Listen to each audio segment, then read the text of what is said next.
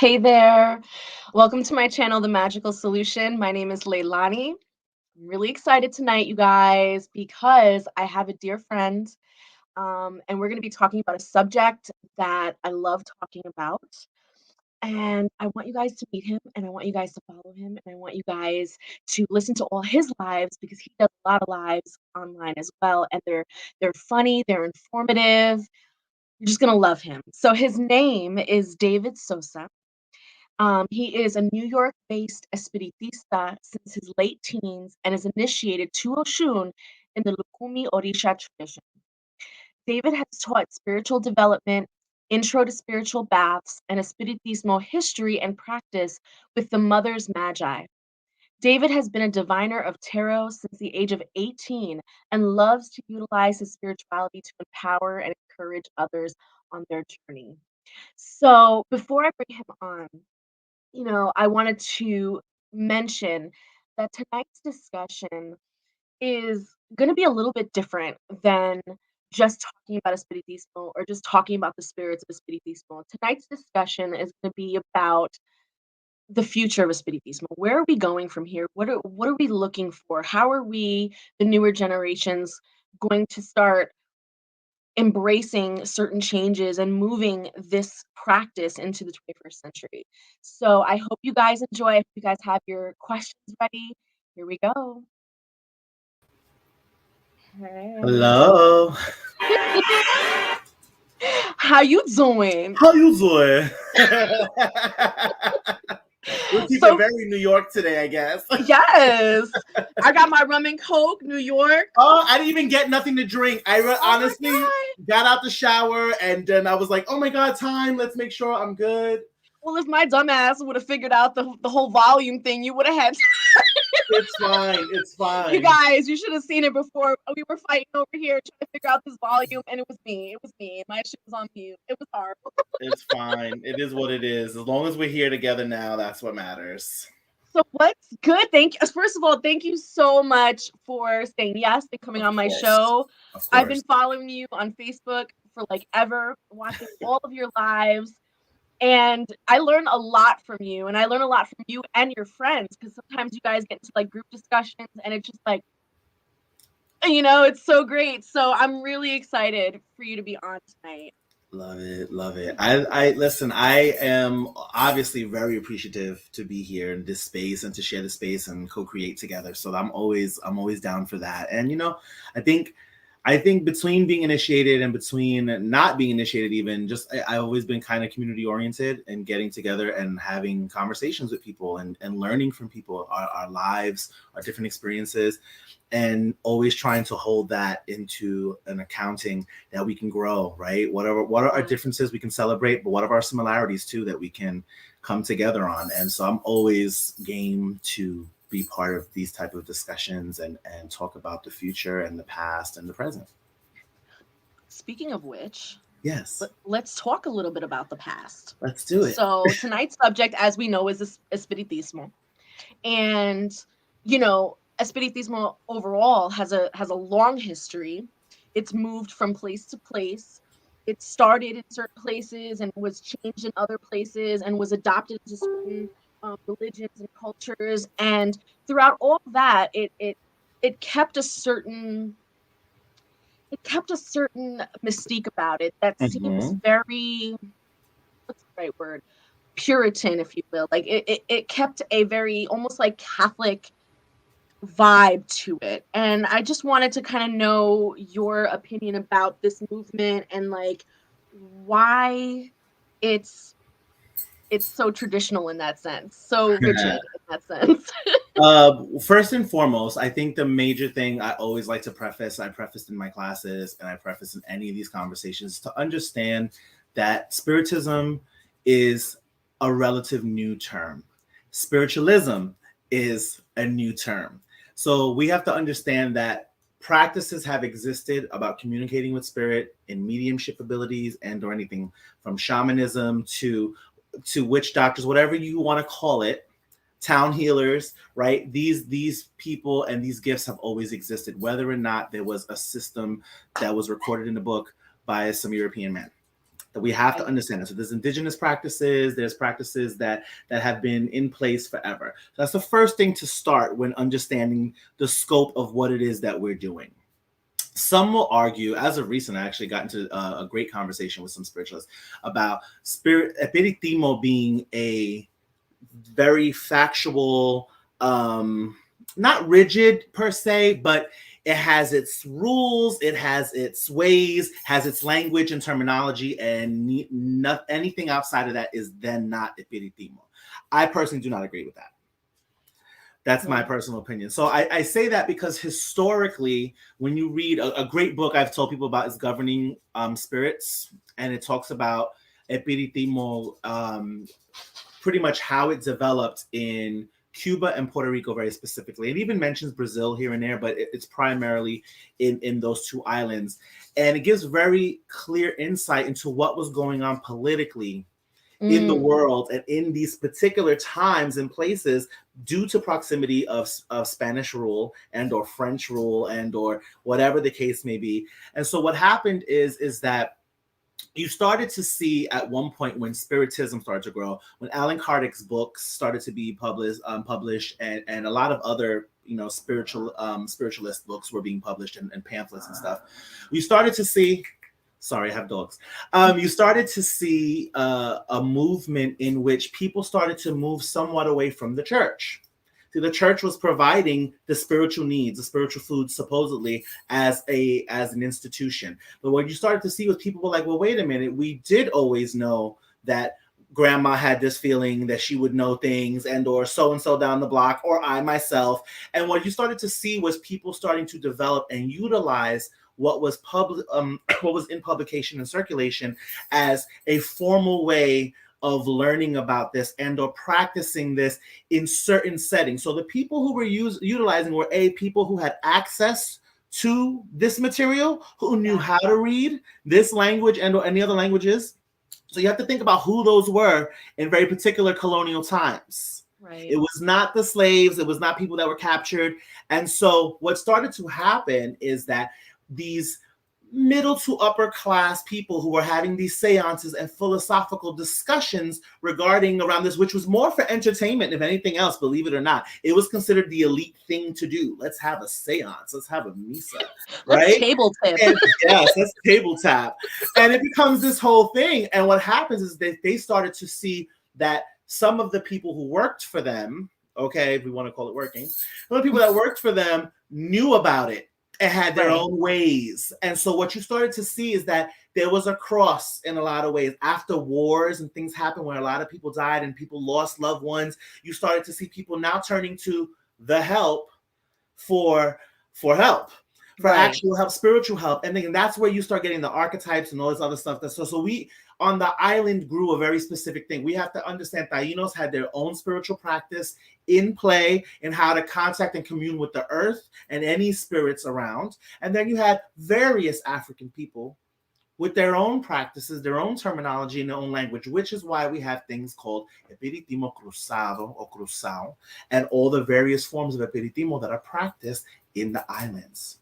Mm, This idea of Catholicism is very interesting to me because when you read some of these old documentations, the enemies of Spiritism that we pray for was the church and the people working for the church that were trying to dismantle the idea that you can have a shrine at home, that you can have an altar at home and connect to God. You could not do that unless you went to a priest and then you went into this establishment that you paid for. That's the only way. And mm, so the notion of Espiritismo challenged Catholicism extremely and the church, period. mm. So we now being very Catholic heavy is nothing but a colonialist, cultural leftover aspect that people do not want to challenge because it's comfortable and familiar, and that's fine if that's Right. what you want to do. But understanding that misas can be conducted with Hindu prayers, Hebrew prayers, Buddhist chants, and anything else that gets people on one accord and union Right. in the mind, spirit, and heart. Yeah, I've always wondered that. Like, I remember saying to someone, you know, being an indigenous person or being a person of color, like, how do you rectify the fact that your spiritist doctrines come from this like white French guy and these upper middle class like how do you rectify that? Like how do you justify doing these practices and knowing? And then I thought to myself, I'm like, well, there are plenty of Christians out there right now, POC Christians right now that, you know, same thing, same issues. So yeah, I get that. And so when you were talking about like, you know, during this time they started sort of going towards quote unquote the help, right? To talk about these spiritual practice, get those readings, connect to their loved ones. Is this where we start seeing the influences with regards to the spiritual court, the spirit guides and the archetypes of these particular spirit Absolutely. guides? Absolutely. You think about if you think about the evolution of Espiritismo, and I say the evolution because we start again talking about Cruzado. Now, spiritualism practice in Kardashian aspect and way is in itself very formal. It is in itself, you're going to see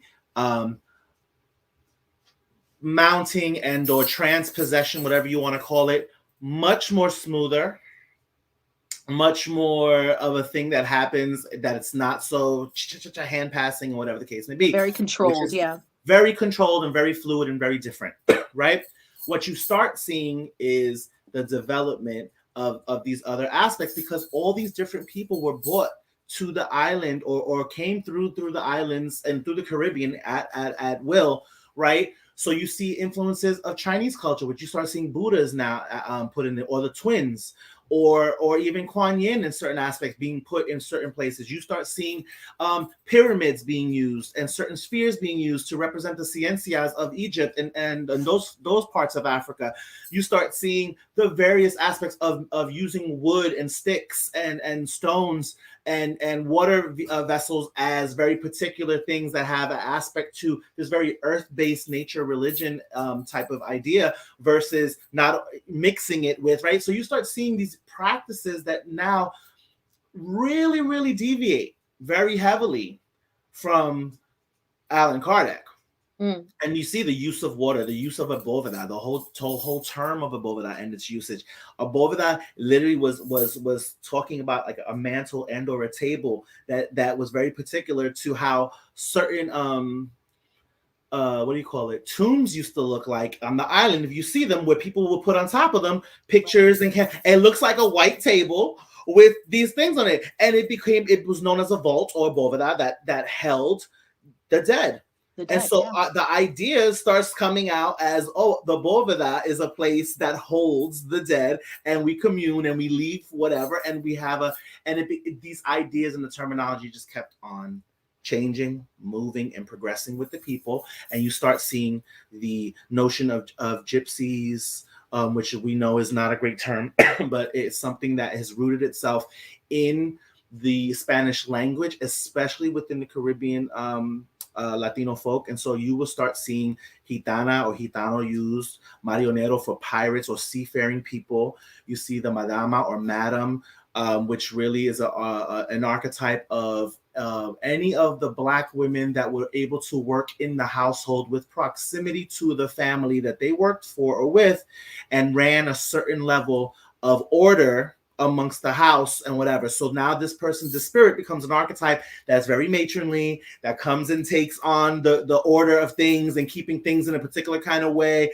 And then you have people that worked in the field that were considered Blacker, that were considered maybe more working with their hands. And so you start seeing a lot more of the Congo and lo Africano and this and that and the other, and these terms that start to come in.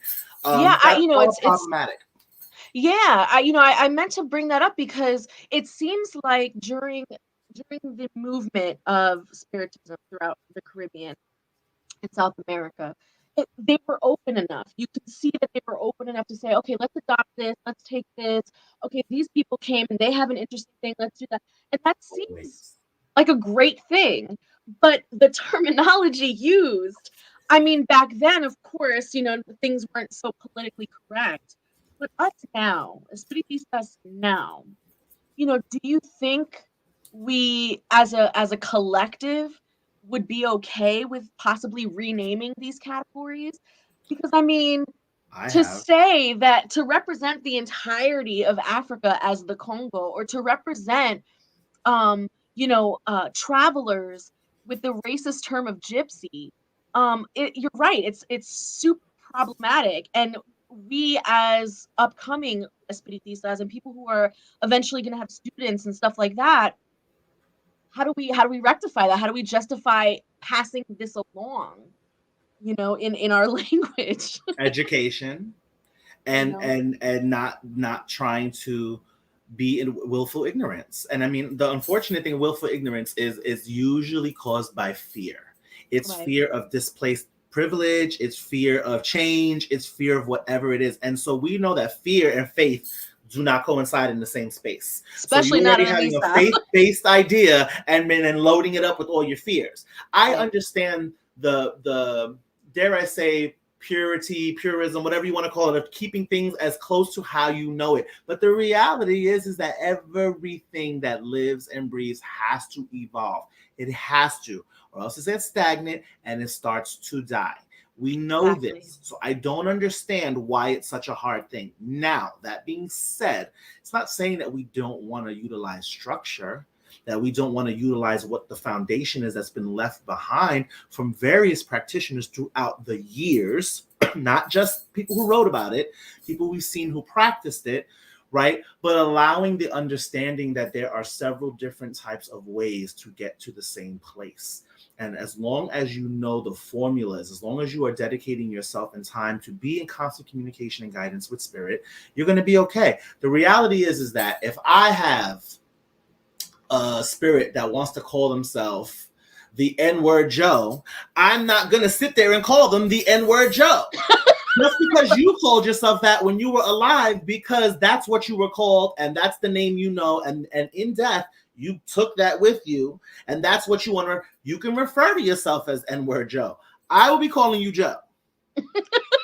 And the reality is that understanding that part of it, and this is the thing that really gets me, part of the understanding of spiritualism or spiritism, excuse me, through the eyes of even Allan Kardec, was that we are living a very symbiotic existence and relationship with our spirit guides. So as they guide us and elevate us on this plane, by us listening to them and following their advice, we are elevating them. So there's a constant thing called education that occurs with these spirits. I don't understand why we think we cannot educate the spirits on terminology that is acceptable now, today, amongst the very people they come from or look like, Mm-hmm. and changed the terminology that may be problematic.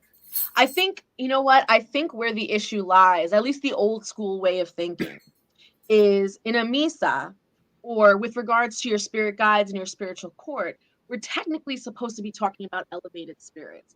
And when we talk about elevated spirits, that means they've done the work, they've gone past all of this mundane stuff, supposedly, and they no longer are, held and bound by these terms.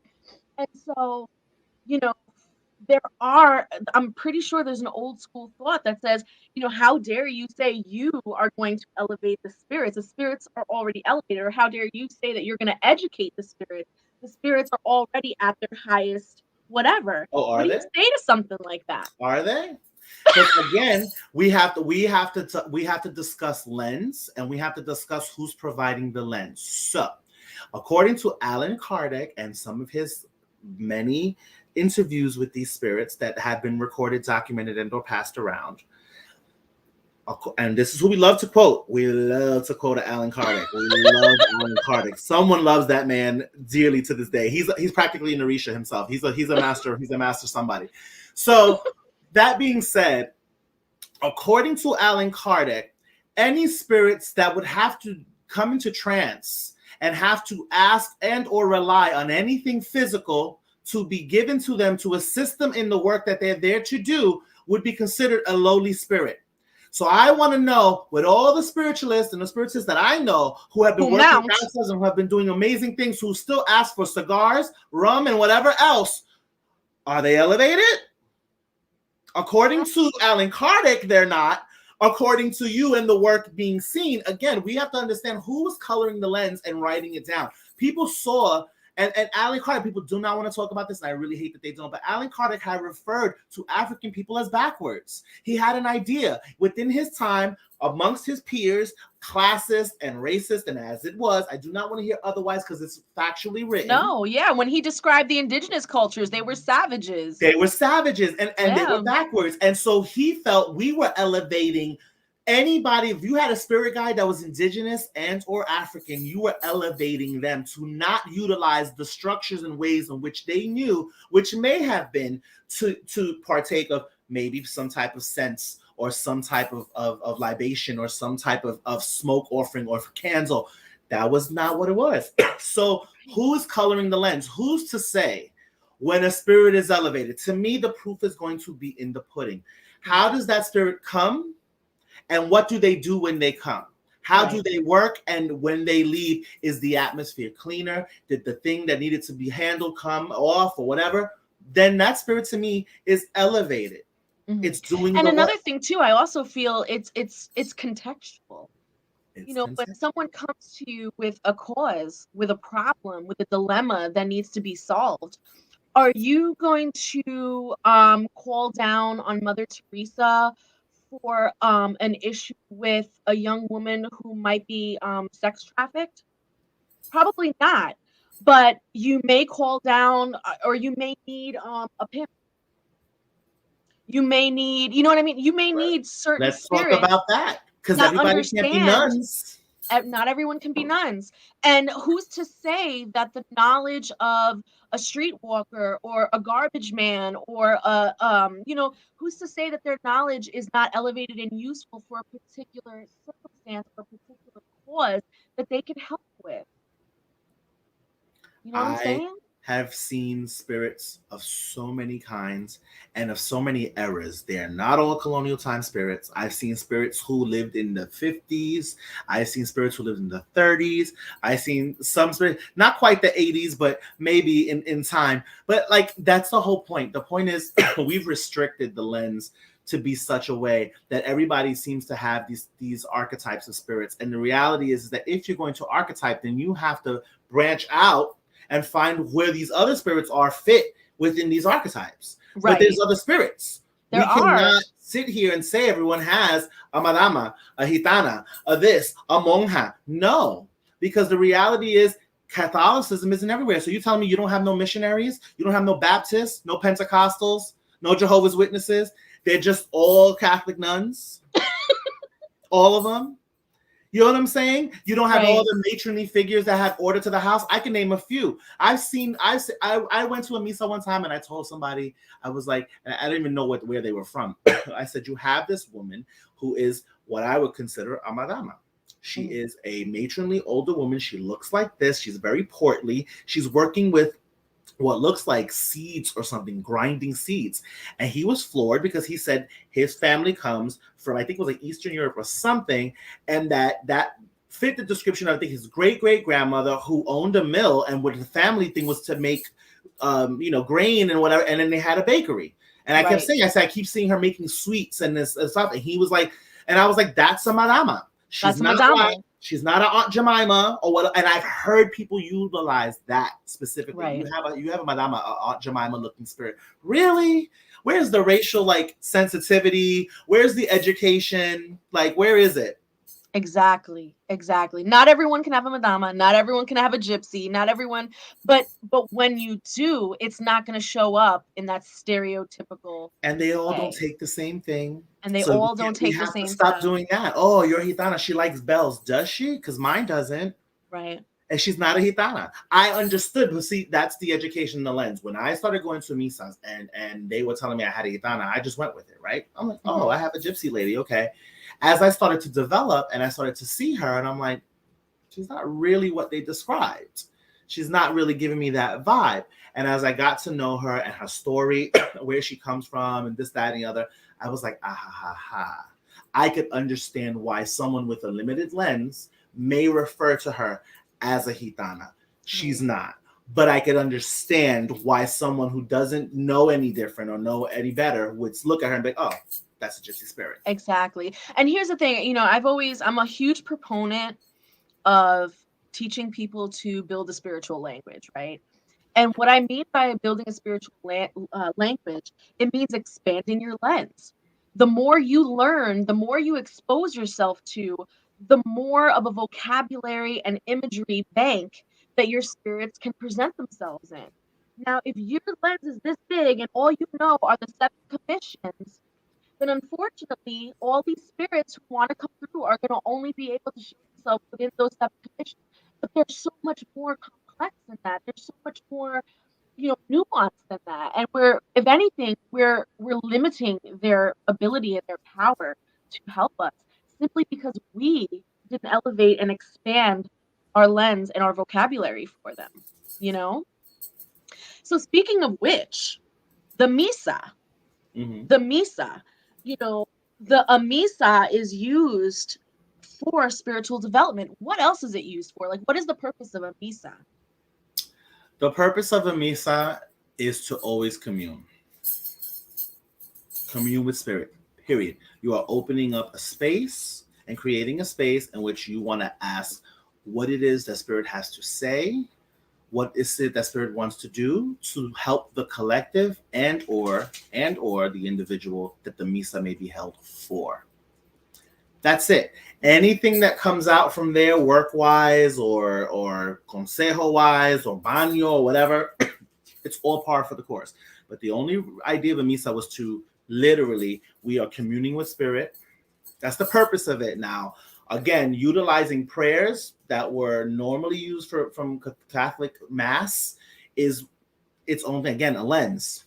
If Baptist again had came just like we have Shango Baptiste in Trinidad who use Baptist prayers and Baptist type songs, right? They have their way that flavors because that's who came. That is the religion that came with their colonial, folk. So same thing with us. Ours happen to be Spanish and very Catholic, and so yes, those prayers are there. The reality is, any of those prayers, any prayers can be used because the whole point is there's a whole formula, right? We have prayers of intention and desire. We have invocation, the invocation of the good spirits to come and assist us in the mission in which blah, blah, blah, blah, blah, blah. We have warding that's done. Let's protect this space. Anything that needs to show up here needs to be one accord or has to be seen its way out or be lifted into believing otherwise of its actions and to be right. So we have all those formulas. Right. Any prayer, handwritten from the heart, whatever it is, that can get that across and can be shared with the group intention is a misa. Yeah. It's a misa. You can There call it have what you we want. have seen people use, like you said, Buddhist chants, affirmations, Huge. um, I've even seen people give their messages instead of going in through like a meditative state and giving their messages using tarot cards right there in the misa. Mm-hmm. Saying, you know what, I have a message, but I let me just pull really quick to confirm, or let me just, or whatever. Um, there's such an opportunity for people to really express themselves, Absolutely. express their culture, Um, and why not? Like you were saying when we were talking about the history, as they were moving through the Caribbeans, they understood they were adopting certain things. So why aren't we? Why did we stop here? Why did we stop with Kardec? Why did we stop with what's his name from Brazil? I always forget. Um, with their doctrines. Mm-hmm. I don't It understand. is. I wish I had an answer for you. I always say again, it's fear. I say fear specifically because when we talk about trauma being passed on genetically and Right. spiritually and otherwise, if some of our ancestors and or indigenous people were knowing that they were hunted, knowing that they were mistreated, they were oppressed in this society, not whether they hoped for the better, knowing that that's what it was they dealt with, they may have acted accordingly. That does something to your system. It makes a particular type of stress. It puts you in a survivalist mode. And so there's certain things you don't think about the future. You think about the moment. What do I need to have now? What can I do? You know what I mean? There's certain ways you think in surviving mode that you don't think normally after it. So I don't know if some of that has passed on. It is my belief that some of that limited ideas have passed on to us born from trauma, and so we don't allow certain things to grow or to move or think that they're possible to. The reality is that if we paid attention to our prayers, if we paid attention to what we're talking about and what we're saying in these things, is that spirit is limitless. And I dare someone to say otherwise. I have seen when COVID first came into the mix of everything, the whole mess of it all, it was prayer circles being done by a Zoom. And we were all getting, not all of us, but a specific group for spiritual development. We will all get on there. One person would unmute themselves. Everyone else would mute themselves and say the prayer at the same time as that person praying. Keep the cadence like we would in a misa. And let everyone sit and quiet their mind in their own space, in their own home. Create a little bath or something to clean yourself, or keep your perfumes, light your candle at your boveda in your own space.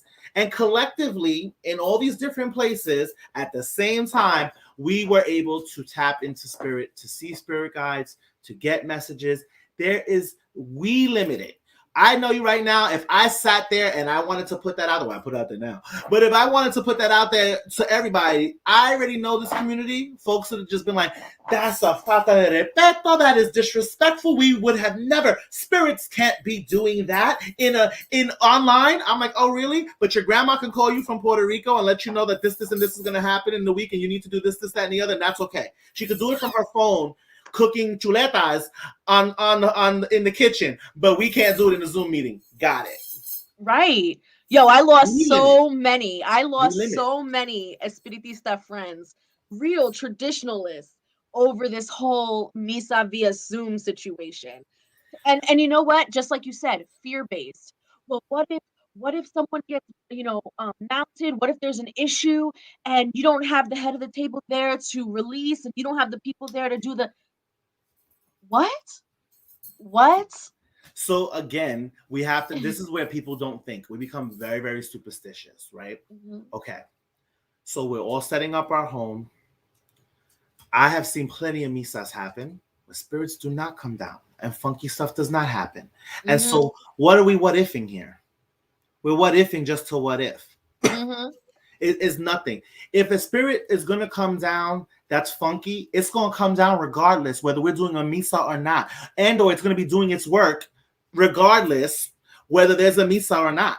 So if that's the case, if we were doing a Zoom misa and I see somebody being visibly affected and my spirit's going to tell me, or the collective spirit is telling everybody, this person has something going on with them that needs to come off, then of course we're not going to do a Zoom. We're not going to work our casa through Zoom.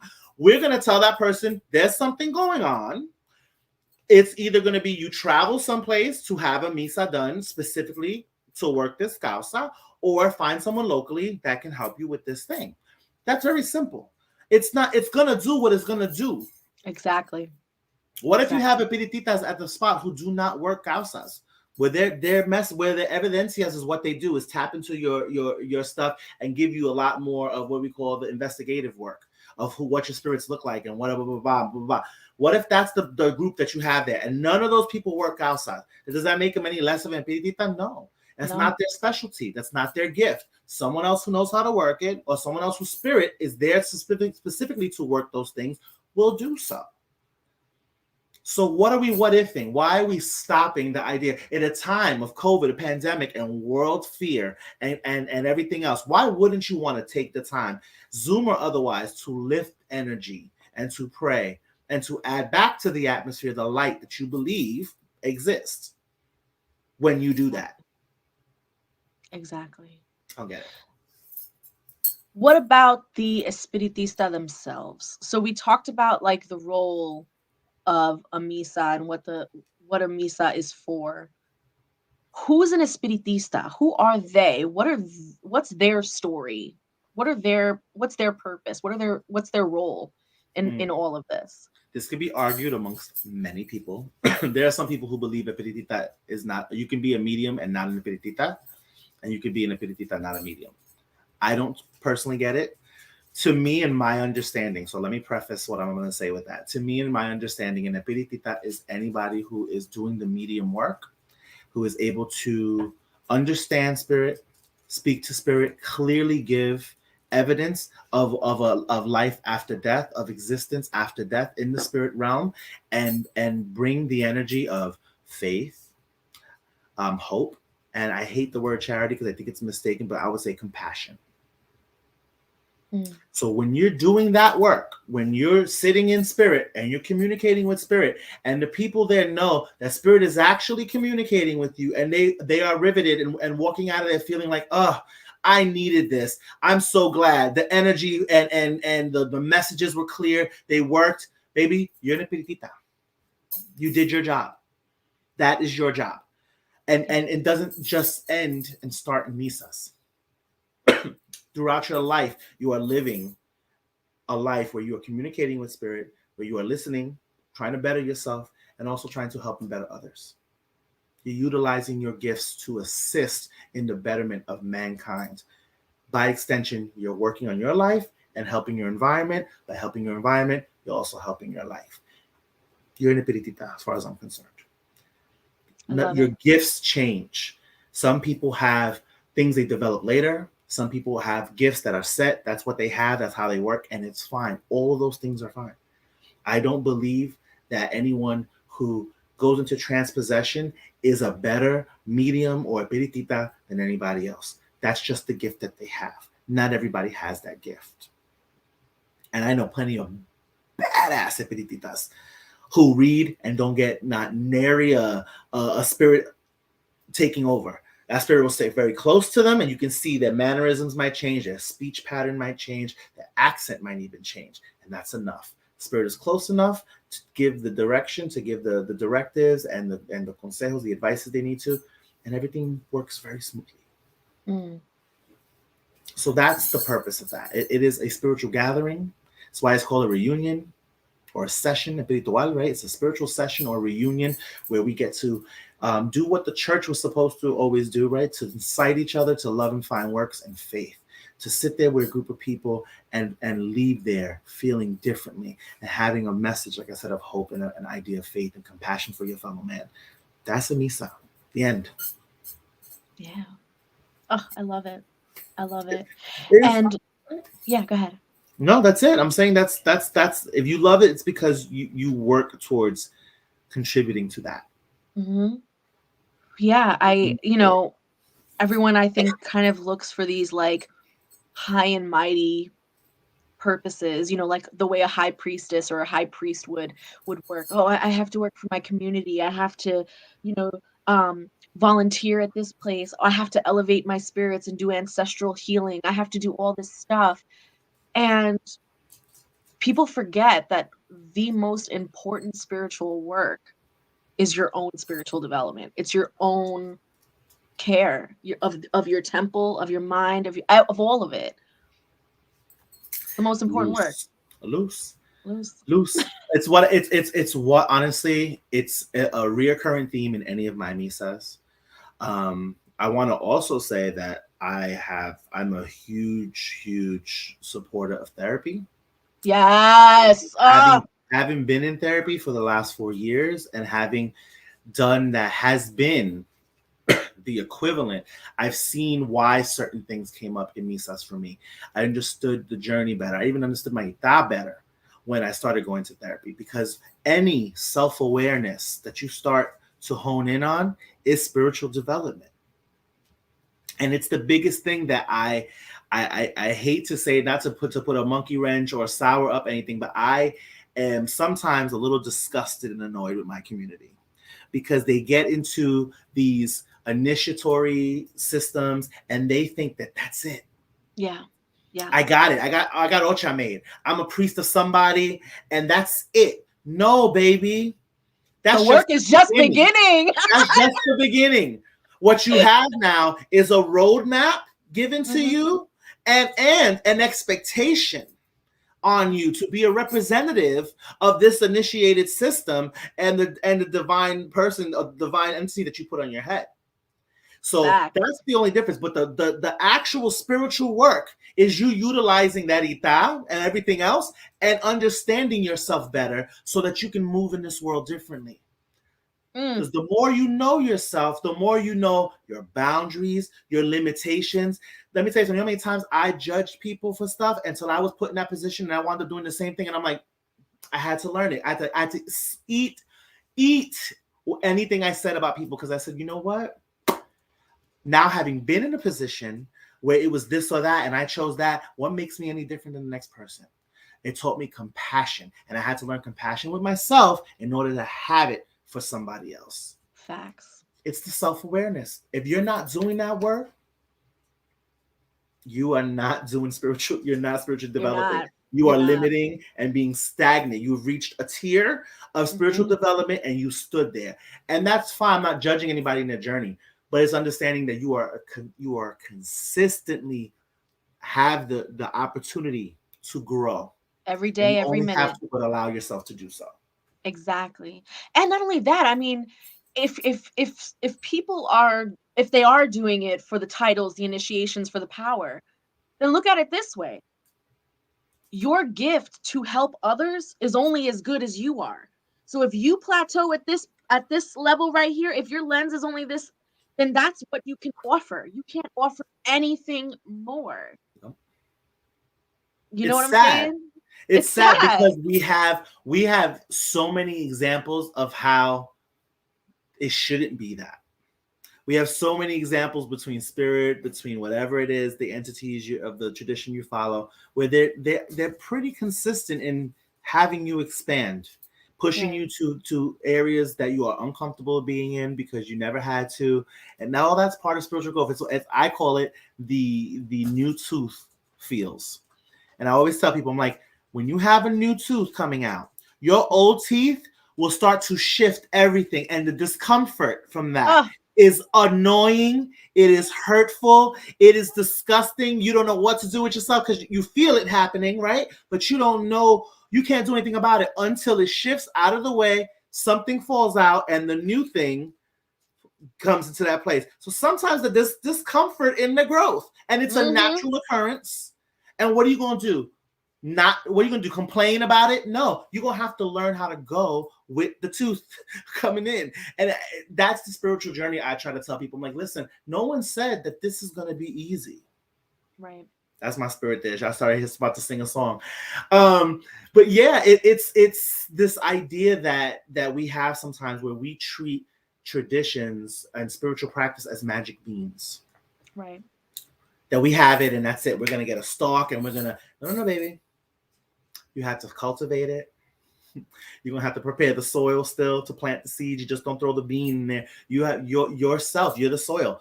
You are Mm-hmm. what you are planting in yourself. You're investing in yourself spiritually, and the more, like I said, the more you know yourself and you allow yourself, you'll start seeing the connections to other people. You will start seeing more and more why people do the things they do and how much it has nothing to do with you. That's the biggest lesson I learned. Oh, People getting funky with you and people, and I'm like, oh, you're hurting.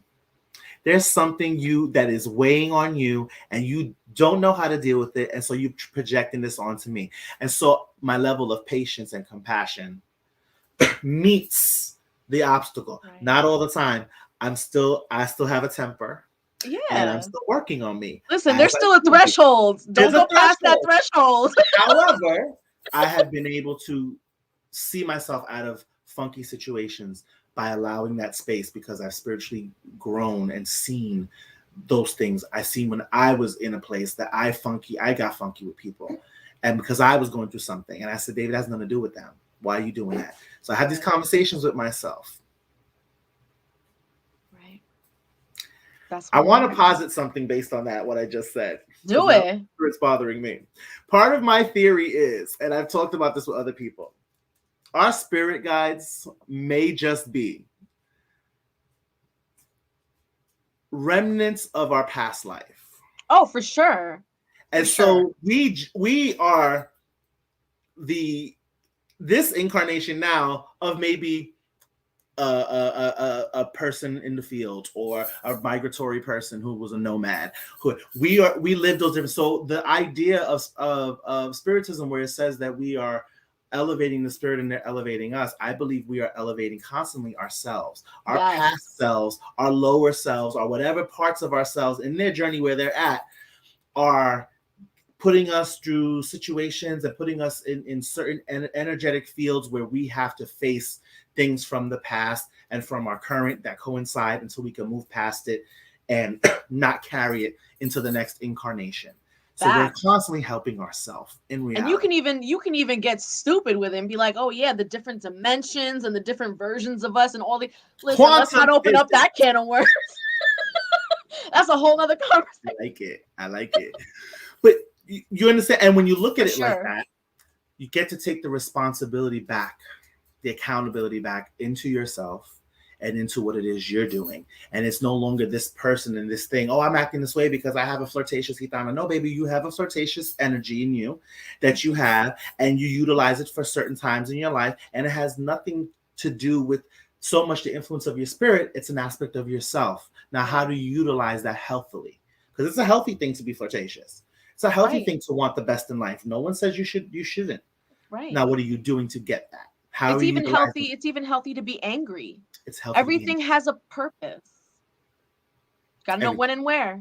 Gotta know when and where. But that's part of the spiritual development, right? Learning the when and where, learning the hows and whys. And that's important. And that's it's in itself like therapy. And it's why I keep putting it back. Like I've sat through misas where information has come up about people's childhood, where molestation and physical abuse, and I'm like, oh, okay, we're dealing with more. And you know what I'll tell the person? I'll give them my evidencia, and I'm like, you know, it'd be really great if you find someone to talk to, a counselor, a psychologist, somebody who's licensed to hear you. And I reason why I say licensed, to be clear, because I know some other folks fought with me about this, but I don't care. While I do believe that our elders in every capacity can help us because they have a lived experience, they also are imperfect human beings, right? And they pull some of their old bias with them and some of their own limit, and some of them have not done the work that they need to do. So we're just asking people who are still who are still hurting or still not healed to come and try to help us with our healing. And the reality is that sometimes people who have been licensed have been trained to ask questions in a certain way, or have you understand what's coming out of your mouth, what's happening with your body language. So it's all coming from you. And the accountability and source of responsibility all comes from self. And that is I don't care. That is a guided spiritual development course, therapy. Yes. Oh, and anybody who's been through it knows. Yes. Yes. So, David, we have a lot of people in this chat room, and a couple of people had asked questions. And are you down for answering a question? Of course, I'm here. So Hannah almost wants to know. So there's a meme floating around that it's like, why is it that we always see the creepy Victorian old school ghosts and not a ghost from like the 2000s screaming, "We love Britney, leave Britney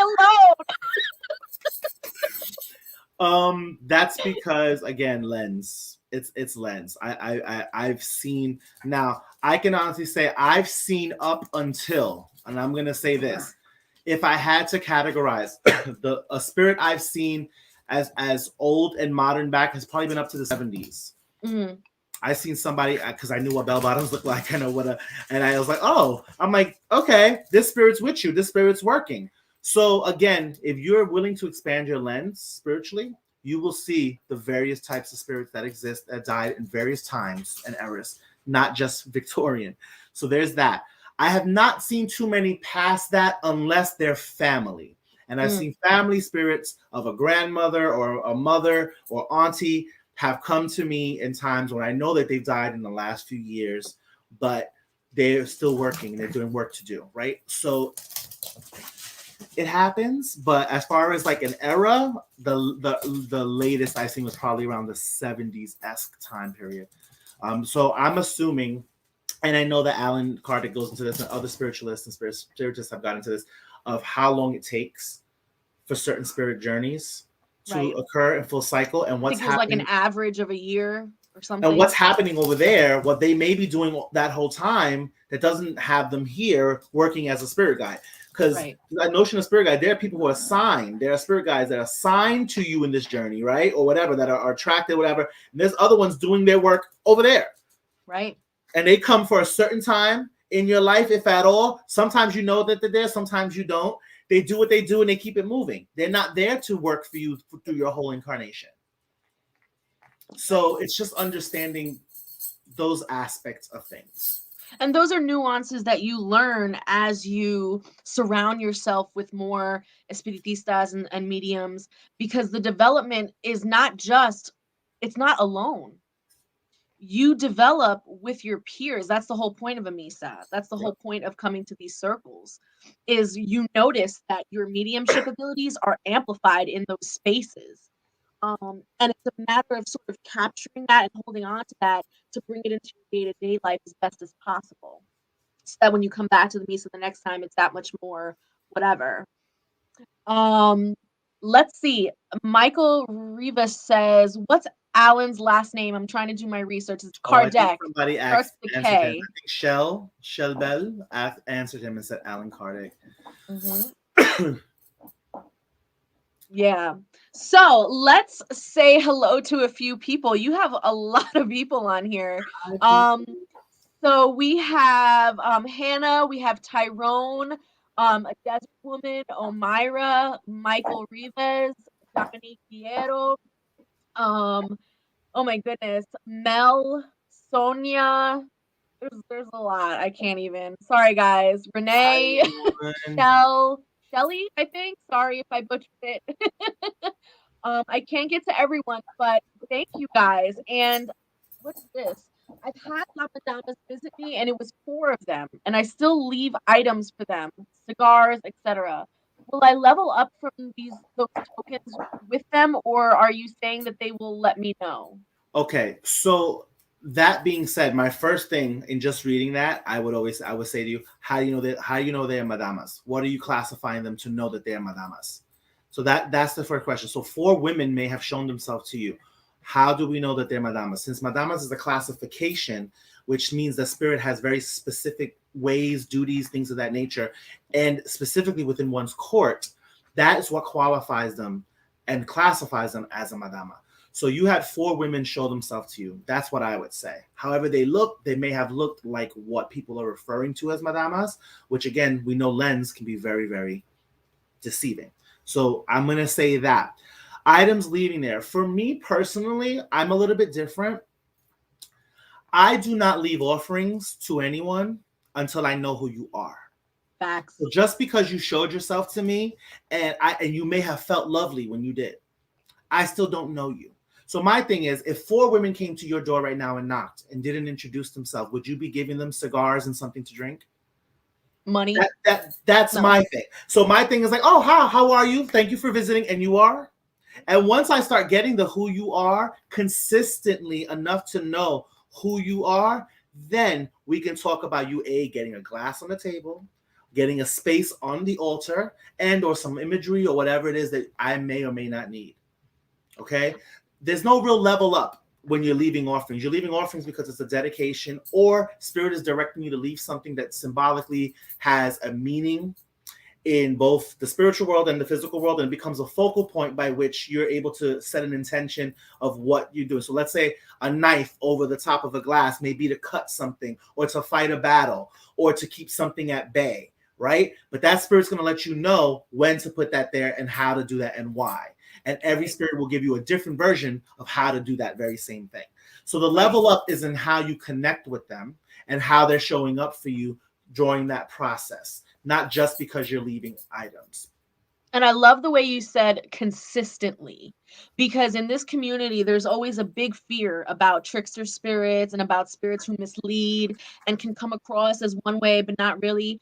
And this idea of consistency is a super important concept, because spirits will tell on themselves. Absolutely. If a spirit is not for your highest good, if they're not there to help, they will reveal that one way or another, because they won't show up consistently, or what they're saying is not consistent, or how they show up for you is not consistent. And you'll pick up on that with your discernment. Again, spiritual discernment. And that happens with development. You guys. Wow. You have a friend here, Shelly. She says she's following you all the way from North Carolina. My parents are in North Carolina. North Kakalaka, Mebane.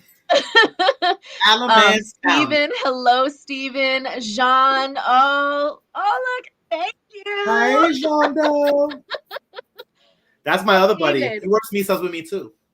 we have a few minutes left, and I need to ask you because you are more than just an espiritista. You are more than just a child of Oshun. Tell us who you are. You have so many other gifts. Who are you? What's your talent? So primarily, I am a singer and a songwriter. I Yes. have put out music. So any of you who would like to look for me, you can look for any of my work. David Sosa is my name. It's pretty much out there like that. He My sings album. like a fucking angel, you guys. Oh my Thank you. God. Oh, My album is called Journey to Love. I recently have just put out 2 singles, Ocean Fire and Toxic, which kind of chronicle some of my love experiences, which has been funny. Learning about myself is really interesting when you're single, and then also when you're in a relationship, learning about yourself. Really, really interesting things.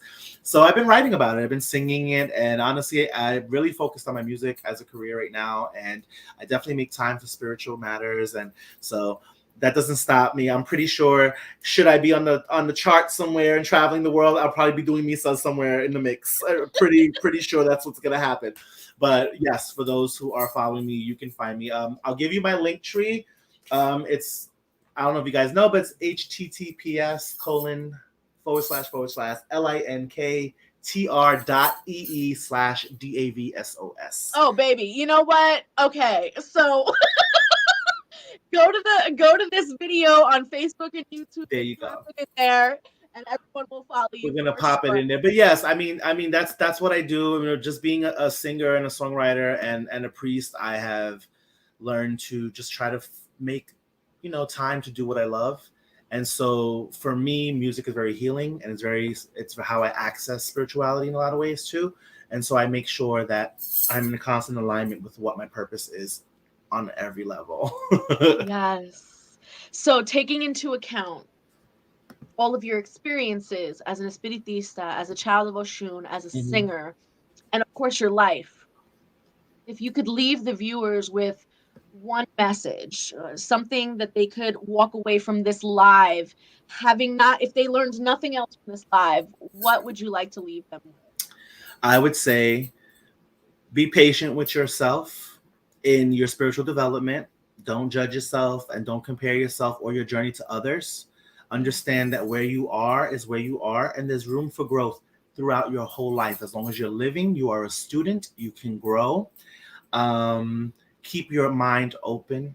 Do not get stuck too much on any ideas. Please understand you can learn from the youth, from the elderly.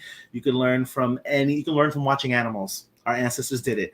So just be open to learning and developing, and more importantly, the idea of self-development, discernment, accountability, and responsibility. Sometimes you're going to be the bad guy, and sometimes you're going to be the good guy, and it's all growth. It's all Yeah. part of the growth. The discomfort, the comfort, the winning and the losses. It's all part of the growth. So just be open to the process. Be patient with yourself. Nobody just Very few people have put a candle, a glass of water, and just started. Some do, and that's okay if that's not your journey. It took me 2.5 years of doing it consistently and feeling foolish because I You was were like, like, I'm talking to myself. I'm talking to myself. Nobody's saying nothing back. Y'all telling me you see these people. I don't see them. I'm annoyed. I was praying till I fell asleep, nodding into candles. Eyelashes almost burnt off. All of it, and then it clicked one day, Yeah. and I understood I had to trust me. I had to trust my intuition. I had to trust, and that was in essence trusting my spirits and my spirit guides and understanding what that looked like. And again, the being off versus being correct and being accurate and learning the difference that just investing in yourself and saying yes to purpose and yes to yourself allows you to take the first steps on that. It's never going to be all, you know, shits and giggles. It's not going to be that. Sometimes you're going to have roadblocks, and it's okay. It's okay. It's okay. Just be you. Be organic. Be authentic. Don't put on a show. Don't fake the funk. You have nothing to prove to nobody. Your spiritual development, your spiritual growth, and investing in yourself is one of the most important things you can do to be a better person, a better spiritualist, and anything else in between. And with that said, David, thank you so much for coming on to my show. It was amazing. And to all of you guys out there watching live and or on the replay, make sure you like, subscribe, comment, share. This particular live I loved because it's everything that this show is about. The name of this show is called This Is How We Grow. Yes. And David, my man, this is how we grow. So keep doing what you're doing. Thank you so much for all the wonderful things you do for our community. Thank And you. everybody else, have a great night. Bye.